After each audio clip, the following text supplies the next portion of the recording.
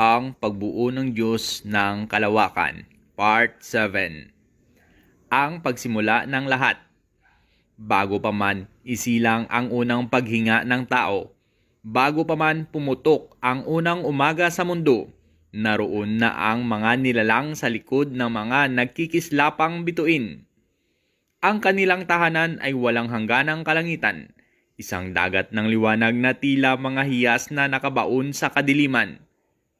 Ang tawag sa kanila ng matatanda ay mga tagapagbantay ng kabugwason, mga nilalang na hindi nakikita ng mata, ngunit laging nararamdaman ng kaluluwa. Sa pinakagitna ng lahat ay ang galaksiya, ang dakilang ina ng sansinukob. Mula sa kanyang pag-ikot, isinilang ang mga tala, mga bulaklak ng liwanag na nakatanim sa hardin ng kawalan. Siya ang unang awit, unang sigaw at unang katahimikan. At sa kanyang paghinga, dumating ang apat na nilalang na siyang maging haligi ng kalawakan, ang apat na elemento. Maxim, ang unang lakas, tagapagdala ng lakas at katatagan.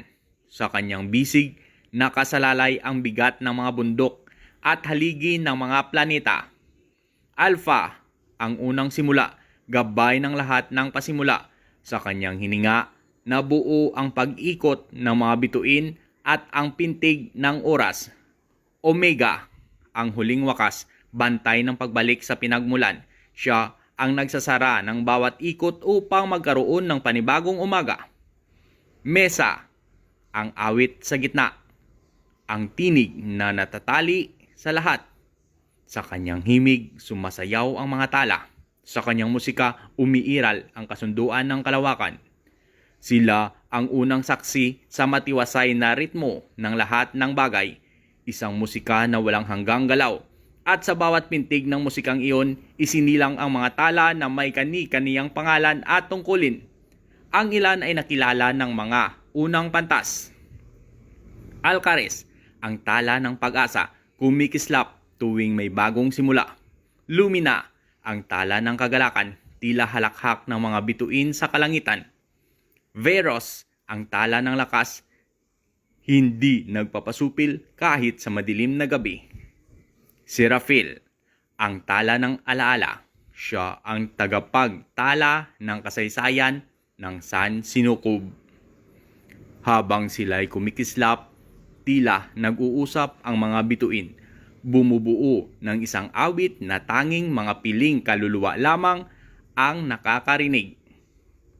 At sa bawat gabi, tayo'y tumitingala, ang ating mga matay hindi lamang tumutuklas ng liwanag, kundi nakikidalo rin sa isang lihim ng pagtitipon ng mga nilalang na bantay ng kalawakan. Sapagkat ang mga bituin ay hindi lamang ilaw sa dilim. Sila'y mga mata ng mga nilalang, mga bantay ng kabugwason, at mga saksi sa walang hanggang awit ng galaksiya at ang apat na dakilang elemento. Maxim, Alpha, Omega, at Mesa.